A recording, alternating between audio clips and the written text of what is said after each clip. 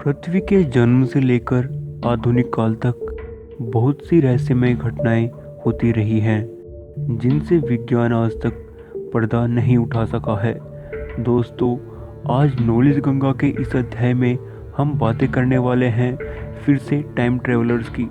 दोस्तों, आज हम आपको कुछ ऐसी बातें बताएंगे जिससे आपको यह यकीन हो जाएगा कि वास्तव में समय यात्रा हो रही है। एंड्रयू डी बेसिको, इन्होंने दावा किया है कि वे एक टॉप सीक्रेट ऑर्गेनाइजेशन DARPA में काम कर चुके हैं। वे इस बात का दावा करते हैं कि वे 7 साल की उम्र में यानी 1968 से 1972 तक उन पर कई ऐसे प्रयोग किए गए जिसमें उनको टाइम, स्पेस और पैरेलल स्पेस में भेजा गया। वे कहते हैं कि बच्चों के पास ऐसी अद्भुत शक्ति होती है जिससे वे टाइम ट्रेवल के दबाव को नियंत्रण कर सकते हैं। उनका दावा है कि उनको 1980 में धरती का राजदूत बनाकर मंगल ग्रह पर भी भेजा जा चुका है। उन्होंने अपने एक इंटरव्यू कोस्ट टू कोस्ट में बताया है कि वह भूत और भविष्य दोनों की समय यात्राएं कर चुके हैं। भूतकाल में जाकर उन्होंने अब्राहम लिंकन से भी मुलाकात की है।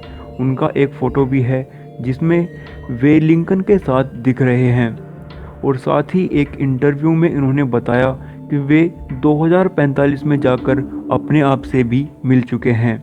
उनकी बातों में कितनी सच्चाई है यह तो नहीं कहा जा सकता, लेकिन उनकी इब्राहिम लिंकन के साथ वाली फ़ोटो इस बात की पुष्टि करती है।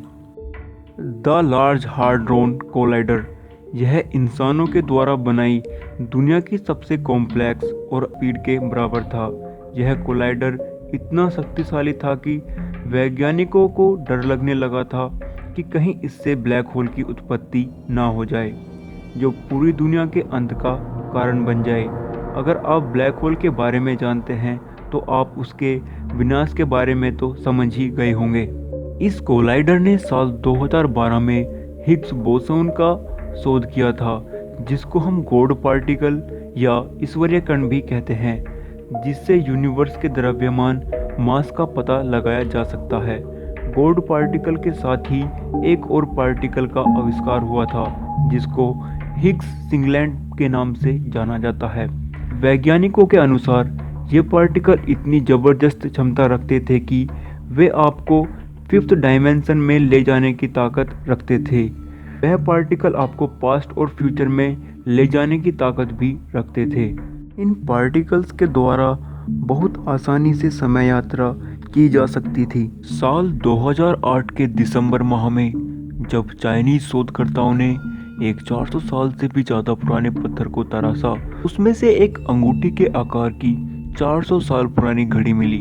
उसमें समय था 10:06। यह समय 10:06 पर रुका हुआ था।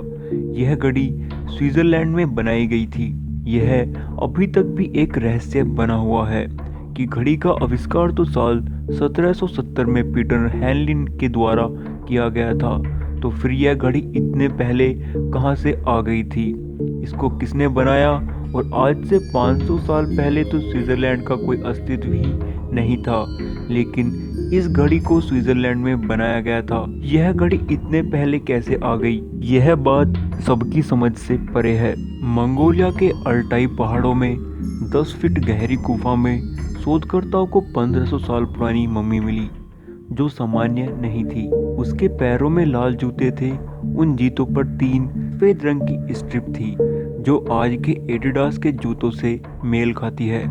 यह एशिया की सबसे बड़ी खोजों में से एक मानी जाती है, और साथ ही इसको टाइम ट्रेवलिंग की घटना से भी जोड़कर देखा जाता है, क्योंकि उस वक्त में ऐसे स्ट्रिप वाले जूते कहां से आ गए थे। आज तक की समय यात्रा की रहस्यमय घटनाओं में से इसको एक माना जाता है। फिलाडेल्फिया एक्सपेरिमेंट, यह एक मिलिट्री एक्सपेरिमेंट है।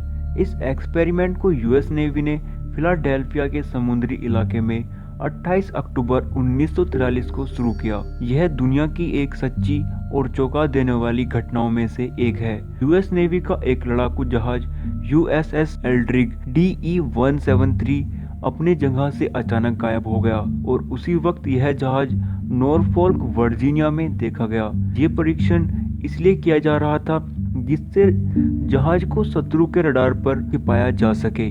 मगर इस परीक्षण के साइड इफेक्ट के कारण जहाज टाइम ट्रेवल कर गया। उसके बाद भी चौंकाने वाला सच यह सामने आया कि जब वर्जीनिया में जहाज को देखा गया तो जहाज में मौजूद सभी लोगों के शरीर के अंग जहाज में फंसे हुए थे, मानो टाइम ट्रेवल के दौरान उनके शरीर के हिस्से जहाज में अटक गए हों। कुछ लोगों का तो आज तक भी नहीं पता चला, वे लोग रहस्यमयी तरीके से गायब हो गए। इस घटना की विकिपीडिया भी आप गूगल पर पढ़ सकते हैं। दोस्तों, इसी के साथ आज हम आपसे विदा लेते हैं और मिलते हैं नॉलेज गंगा के अगले अध्याय में। अगर आपको यह वीडियो और जानकारी अच्छी लगी हो तो दोस्तों आप इस वीडियो को लाइक करें, शेयर करें और दोस्तों हमें सपोर्ट करने के लिए आप इस चैनल को सब्सक्राइब करना ना भूलें। धन्यवाद दोस्तों।